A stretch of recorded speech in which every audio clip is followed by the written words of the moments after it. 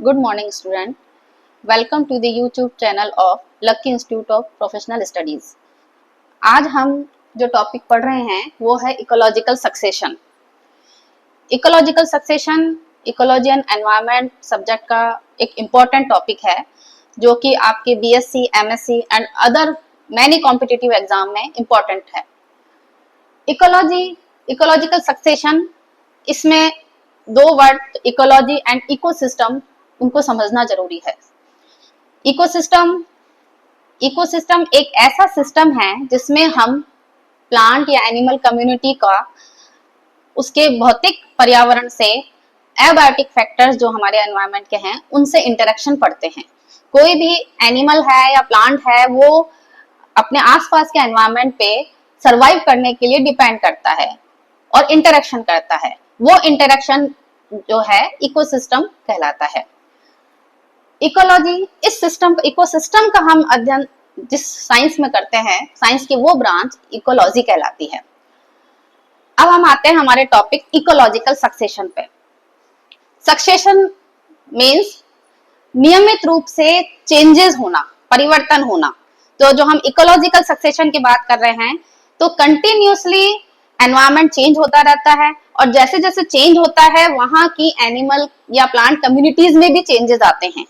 तो वो किस तरह से चेंजेस आते हैं वो हम इकोलॉजिकल सक्सेशन में पढ़ते हैं। तो अगर डेफिनेशन देखें इकोलॉजिकल सक्सेशन की तो the gradual and progressive growth of A species in any given area. अगर हम एक स्पेसिफिक एरिया की बात करें तो वहां पे जो कंटिन्यूअसली ग्रेजुअल चेंजेस आ रहे हैं, प्रोग्रेसिव चेंजेस आ रहे हैं वहां की स्पीशीज में with respect to its changing surrounding is called an ecological succession. वहां का एनवायरनमेंट है, वहां की सराउंडिंग है, आसपास का एनवायरनमेंट है, जैसे जैसे चेंज होता जाता है वैसे वैसे वहां की स्पीशीज में भी परिवर्तन आता रहता है और वो ही चेंज इकोलॉजिकल सक्सेशन कहलाता है। The occurrence of relatively definite sequence of communities, ये जो चेंजेस आते हैं सक्सेशन में वो एक क्या है, सीक्वेंस में होते हैं। तो डिफरेंट कम्युनिटीज एक सीक्वेंस में परिवर्तन लाती हैं एक कंटिन्यूअसली टाइम पीरियड में। ठीक है, तो लंबे टाइम पीरियड के बाद ये जो कंटिन्यूअसली कम्युनिटीज में सीक्वेंस में चेंजेस आ रहे हैं वो हमारा इकोलॉजिकल सक्सेशन है। और जो फाइनल कम्युनिटी वहां पे स्टेबल हो जाती है वो कहलाती है क्लाइमैक्स कम्युनिटी। कुछ डेफिनेशन जो कि इस कम्युनिटी से रिलेटेड हैं। पियोनियर कम्युनिटी जो सबसे पहले, अगर किसी इकोलॉजिकल सक्सेशन की बात कर रहे हैं वहां किसी जगह पे स्पेसिफिक एरिया में जो सबसे पहले कम्युनिटी एस्टेब्लिश होती है वो कहलाती है हमारी पियोनियर कम्युनिटी। अब लास्ट वाली कम्युनिटी जो कई कम्युनिटी के सक्सेशन के बाद में डिफरेंट चेंजेस आते रहते हैं, कम्युनिटी में चेंजेस आते रहते हैं, जो लास्ट में कम्युनिटी जो है फुल स्टेब्लिश हो जाती है वो कहलाती है हमारी क्लाइमैक्स और स्टेबल कम्युनिटी। जो लंबे ड्यूरेशन तक वहां की क्लाइमैक्स कम्युनिटी या स्टेबल कम्युनिटी कहलाती है। इनके बीच की जो स्टेजेस होती हैं वो कहलाती हैं ट्रांजिशनल और सीरियल कम्युनिटी, जो कि पियोनियर कम्युनिटी से स्टार्ट होके क्लाइमैक्स कम्युनिटी के बीच की डिफरेंट स्टेजेस होती हैं वो इंटरमीडिएट कम्युनिटी। ये सब कम्युनिटी की जो सीरीज है, ठीक है, किसी भी स्पेसिफिक एरिया में जो डिफरेंट चेंजेस आए हैं कम्युनिटीज में वो सारी कम्युनिटीज सिरे कहलाती है। ठीक है, तो अगर हम इसको एक लीनियर्स में देखें तो सबसे पहले आने वाली स्पीशीज पियोनियर स्पीशीज, फिर लास्ट की क्लाइमैक्स स्पीशीज और इनके बीच की जो डिफरेंट स्टेजेस हैं वो ट्रांजिशनल कम्युनिटी कहलाती हैं। इकोलॉजिकल सक्सेशन के कुछ कैरेक्टरिस्टिक्स देखते हैं। Ecological succession is a systematic process. जैसे जैसे एनवायरनमेंट में चेंज हो रहा है वैसे वैसे कम्युनिटी में, प्लांट या एनिमल कम्युनिटी में चेंजेस आ रहे हैं तो वो एक प्रोसेस सिस्टमैटिक होती है, एक सिस्टम में चलती है। तो वो जो कम्युनिटी है, इकोलॉजिकल सक्सेशन है हमारा एक सिस्टमैटिक प्रोसेस है। It includes changes in species structure. तो जो एनवायरनमेंट में चेंजेस आ रहे हैं तो वहां के जो एनिमल या प्लांट स्पीशीज रह रहे हैं उनके अडेप्टेशन में, उनके कैरेक्टर्स में चेंजेस आ रहे हैं। तो स्पीशीज में भी वेरिएशंस आते हैं, नई नई स्पीशीज वहां पे उनका ओरिजिन होता है, वो वहां पे सरवाइव करती हैं, तो स्पीशीज के स्ट्रक्चर में चेंजेस आते हैं, जिससे हमको वहां पे वैरायटी ऑफ स्पीशीज मिलती हैं। The succession happens because of change in actual climate.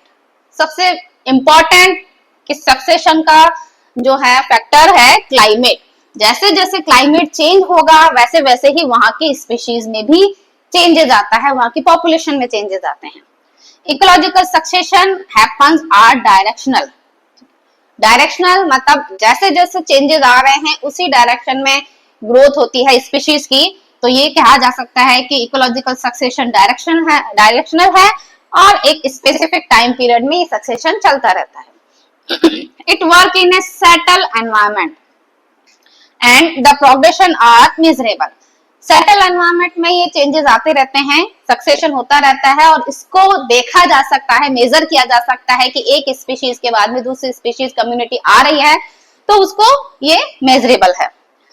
The straightforward food chain will be supplanted by complex food chain। जैसे जैसे वहां का एनवायरमेंट चेंज होगा, नई नई कम्युनिटीज आएगी, वैरायटी ऑफ कम्युनिटीज आएंगी, वैरायटी ऑफ स्पीशीज होंगी, तो वहां पे जो सिंपल फूड चेन है वो चेंज हो जाती है कॉम्प्लेक्स फूड चेन में।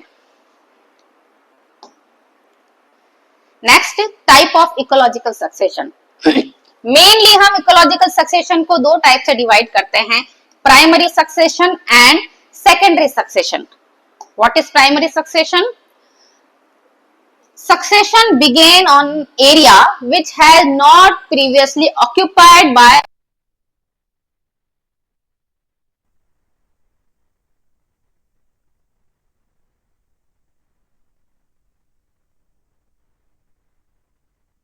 सक्सेशन स्टार्ट होता है तो वो प्राइमरी सक्सेशन कहलाता है। ऐसे एरियाज कैसे हो सकते हैं? For example a new exposed rock area. कोई रॉक है जहां पे पहले कोई भी प्लांट या एनिमल कम्युनिटी नहीं है, धीरे धीरे जैसे चेंजेस होते हैं, एनवायरनमेंट में चेंजेस होते हैं, तो वो रॉक एरिया में भी डिफरेंट कम्युनिटी सर्वाइव करने लग जाती है। Sand dunes, new island, deltas, शोर और रिसेंट लावा फ्लो। ठीक है, रिसेंट यहाँ पे लावा फ्लो हुआ है, धीरे धीरे वो कूल होगा और किसी भी एनिमल या प्लांट कम्युनिटी के रहने के लिए सुटेबल बन जाएगा। तो ये सब इन सब एरिया में जहां पे सक्सेशन हो रहा है वो प्राइमरी सक्सेशन है। और सबसे पहला ग्रुप ऑफ ऑर्गेनिज्म, चाहे प्लांट है एनिमल है, जो कम्युनिटी आई है वो कहलाती है पियोनियर कम्युनिटी। फॉर एग्जांपल देखते हैं, हम एक बेयर रॉक का एग्जांपल लेते हैं। बेयर रॉक है जहां पे पहले कुछ भी स्पीशीज नहीं सरवाइव कर रही है, धीरे धीरे उस रॉक पे लाइकेन्स आते हैं। जैसे जैसे एनवायरनमेंट चेंज होता है, रेन आती है, धीरे धीरे पानी वहां पे चट्टानों पे इकट्ठा होना थोड़ा शुरू होता है, धीरे धीरे सॉइल पार्टिकल वहां इकट्ठे होते हैं, तो वहां पे सबसे पहले आने वाली जो स्पीशीज है वो लाइकेन्स होती हैं। लाइकेन्स में भी वैरायटी ऑफ लाइकेन्स आ जाते हैं, फोलियोज लाइकेन आते हैं। फोलियोज लाइकेन के बाद में धीरे धीरे वो फोलियोज लाइकेन जैसे जैसे डिस्ट्रॉय होते हैं, रेन आती है, सॉइल पार्टिकल और जमा होने लगते हैं, थोड़े और इंसेक्ट्स आने लगते हैं, तो धीरे धीरे वहां पे एनुअल प्लांट या different type of lichens, variety of lichens आते हैं। फिर वहां पे धीरे धीरे इन सब के बाद में धीरे धीरे ग्रासेस आना शुरू होती हैं या पेरिनियल प्लांट्स आना शुरू होते हैं। ये आना शुरू होंगे, कुछ इंसेक्ट्स आना शुरू हो जाएंगे, माइट्स आना शुरू हो जाएंगे, वहां पे सरवाइव करने लगेंगे। धीरे धीरे ग्रासेस, श्रब्स और शेड इंटॉलरेंट ट्रीज की वहां पे धीरे धीरे ग्रोथ हो जाती है। इन ट्रीज पे रहने वाले एनिमल्स हैं, लाइक सम बर्ड्स हैं, इंसेक्ट्स हैं, ट्री में रहने वाले छोटे छोटे, तो वो सब आ जाते हैं। धीरे धीरे वहां पे ये जो ग्रासेस शॉप थी, धीरे धीरे वहां पे एक फॉरेस्ट का रूप ले लेती है। वो बेयर रॉक जहां हमारी थी, जहां पे कोई प्लांट नहीं था, धीरे धीरे वहां से सॉइल पार्टिकल जमा होके, पानी जमा होकर के एक फॉरेस्ट के लिए कम्युनिटी का एरिया वो बन जाता है। जैसे देखें डायग्राम में, ये बेयर रॉक है जहां पे पहले कोई कम्युनिटी नहीं है, देन लाइकेन एंड मॉसेस वहां पे सरवाइव करती है, देन छोटे छोटे प्लांट्स हैं, ग्रासेस, हर्ब्स हैं, देन श्रब्स, फिर trees and then forest, like कोई भी एक क्लाइमेक्स कम्युनिटी लाइक ओक के ट्रीज वहां पे सर्वाइव कर जाते हैं। सेकेंडरी सक्सेशन, ऐसे एरियाज जहां पे होने वाले सक्सेशन जहां पे पहले कोई कम्युनिटी सर्वाइव कर रही थी, बट अब किसी भी रीजन से कोई अनफेवरेबल कंडीशन होने के कारण से वहां पे वो स्पीशीज डिस्ट्रॉय हो गई है। अब वहां पे लाइफ नहीं है, लेकिन धीरे धीरे वापस से कम्युनिटी डेवलप होना शुरू होती है, तो सेकेंडरी कम्युनिटी डेवलप हो रही है, तो वो हमारा सेकेंडरी सक्सेशन कहलाता है। When community develop is proceeding in an area from which a community was removed, पहले की कम्युनिटी रिमूव हो चुकी है, लेकिन जहां पे न्यूट्रिएंट्स एंड वहां की कंडीशंस सुटेबल है किसी भी कम्युनिटी के एग्जिस्ट होने के लिए। For example cut over forest है, अबैंडन्ड क्रॉपलैंड है, फील्ड है, यहाँ पे वापस से प्लांट या एनिमल कम्युनिटी सर्वाइव कर सकती है, तो ये सक्सेशन सेकेंडरी सक्सेशन कहलाता है। Secondary succession is usually more rapid than primary succession. Primary succession को होने में, वहां पे कम्युनिटी सर्वाइव करने में बहुत लॉन्ग पीरियड लगता है, जबकि यहाँ पे बहुत जल्दी कम पीरियड में ही ये सेकेंडरी सक्सेशन हो जाता है। फॉर एग्जाम्पल कोई स्पेसिफिक एरिया है जहां पे फायर के कारण से वहां की कम्युनिटी कंप्लीटली डिस्ट्रॉय हो चुकी है, धीरे धीरे वहां पे जैसे ही एनवायरनमेंट सुटेबल होगा, फायर अब कम हो गई है, धीरे धीरे वहां पे ग्रासेस एंड पेरिनियल्स, फिर शब्स आएंगी, फिर धीरे धीरे एक फॉरेस्ट का रूप ले लेगी, क्लाइमेक्स कम्युनिटी सर्वाइव कर जाएगी और फॉरेस्ट का रूप ले लेगी। लाइक ये कोई क्लाइमेक्स कम्युनिटी है जहां पे स्पेसिफिक एरिया में इतने प्लांट्स वगैरह हैं, लेकिन फायर के कारण से ये कम्युनिटी सब डिस्ट्रॉय हो गई है, अब बेयर हो गए हैं, धीरे धीरे वापस वहां पे वही lichen, grasses, shrubs, young trees and mature trees survive कर जाते हैं। इसके अलावा इन दो टाइप्स के अलावा हम सक्सेशन को, इकोलॉजिकल सक्सेशन को और भी डिफरेंट टाइप से डिस्टिंग्विश कर सकते हैं, like autotrophic succession and heterotrophic succession. Autotrophic succession जो कि ऑटोट्रॉफिक ऑर्गेनिज्म जो कि प्लांट है, ग्रीन प्लांट, उनके कारण से होने वाला सक्सेशन ऑटोट्रॉफिक सक्सेशन है। It began in A predominantly inorganic environment and energy flow is maintained इंडेफिनिटली। Plant community है, ग्रीन प्लांट्स हैं, तो वो ऑटोट्रॉफिक हैं और अपना एक एनर्जी फ्लो बनाए रखते हैं इस कम्युनिटी में। और there is gradual increase in the organic matter content supported by energy flow. Continuously plant है, प्लांट से herbivorous and carnivorous animals energy flow है, फूड चेन है, चलती रहेगी, तो एनर्जी फ्लो में भी ऑर्गेनिक मैटर इंक्रीज होता रहेगा, तो एनर्जी फ्लो भी कंटिन्यूअसली चलता रहेगा। हेटेरोट्रॉफिक सक्सेशन जो कि जहां पर डोमिनेंस ऑफ हेटेरोट्रॉफिक ऑर्गेनिज्म है, लाइक बैक्टीरिया है, एक्टिनोमाइसीटीज है, फंजाई है, यहां से स्टार्ट होने वाला ये कम्युनिटी सबसे पहले सर्वाइव करे, तो वो वाला सक्सेशन हेटेरोट्रॉफिक सक्सेशन कहलाता है। यहाँ पे it began in a medium which is rich in organic matter, क्योंकि बैक्टीरिया है, एक्टिनोमाइसीट, फंजाई है, ये सब ऑर्गेनिक मैटर पर सर्वाइव करते हैं, तो ऐसे एरिया जहां पे ऑर्गेनिक मैटर ज्यादा क्वांटिटी में है, तो वहां पे इस तरह का सक्सेशन मिलेगा। ऑर्गेनिक मैटर ज्यादा है तो वहां पे धीरे धीरे ये बैक्टीरिया ये सब सर्वाइव कर जाएंगे और धीरे धीरे कम्युनिटी आगे बढ़ेगी, सक्सेशन आगे बढ़ेगा।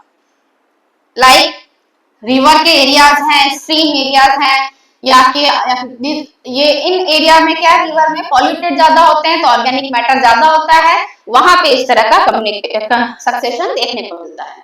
इनके अलावा टू और टाइप है, ऑटोजेनिक एंड एलोजेनिक सक्सेशन।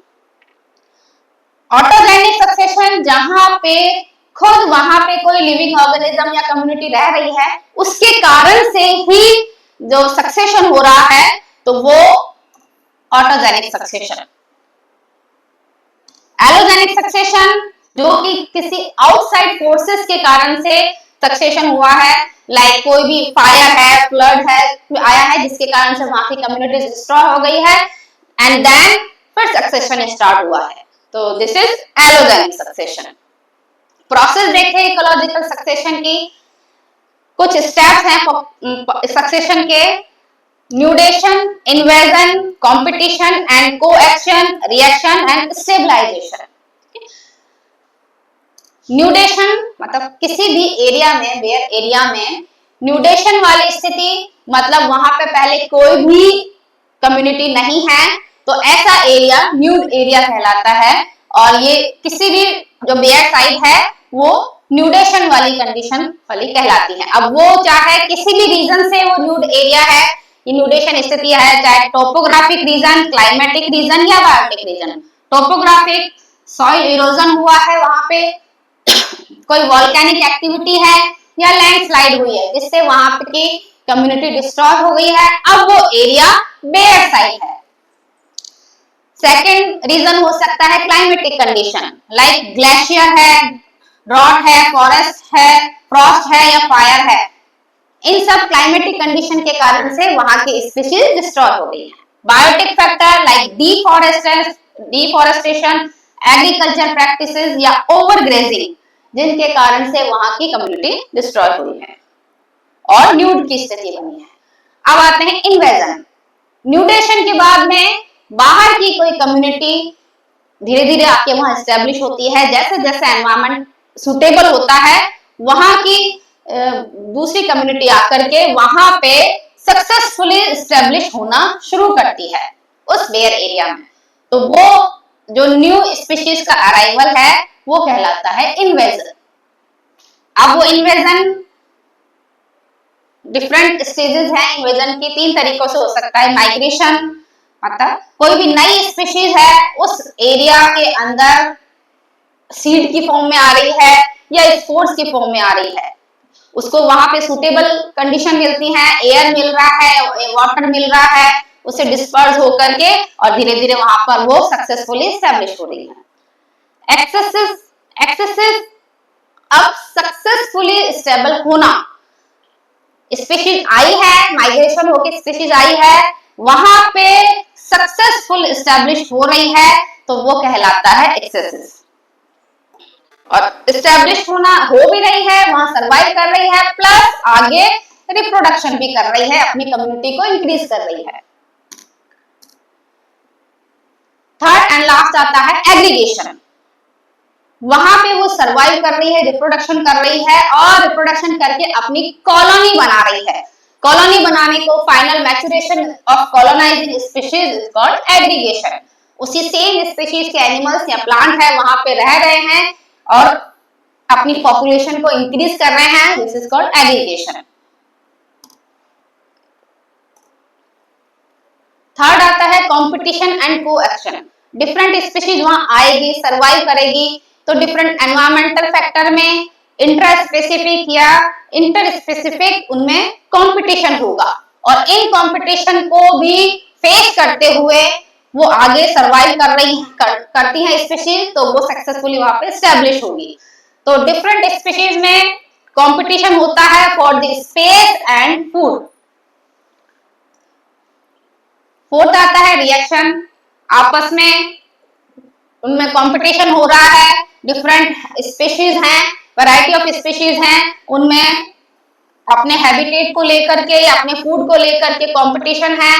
कुछ डिफरेंट एबायोटिक कंपोनेंट्स हैं, उनसे इंटरेक्शन हो रहा है, उनमें कंपटीशन हो रहा है, जिसके कारण से उनमें कम्युनिटी में, एग्जिस्टिंग कम्युनिटी में धीरे धीरे चेंजेस आते हैं। जो अनफिट है वो धीरे धीरे डिस्ट्रॉय हो जाती हैं, खत्म हो जाती हैं, और जो फिट है उस एनवायरमेंट को फेस करती है, अडेप्टेशन ले लेती हैं, तो वो जो फिट स्पीशीज है वो वहां पे सक्सेसफुल एस्टेब्लिश होती है। जो कम फिट है उनसे इसको रिप्लेस कर दिया जाता है मोर फिट स्पीशीज को।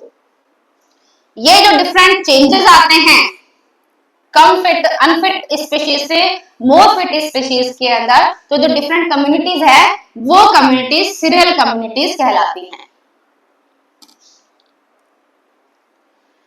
क्लाइमैक्स और स्टेबलाइजेशन, लास्ट जो हमारी इकोलॉजिकल सक्सेशन का लास्ट प्रोसेस है।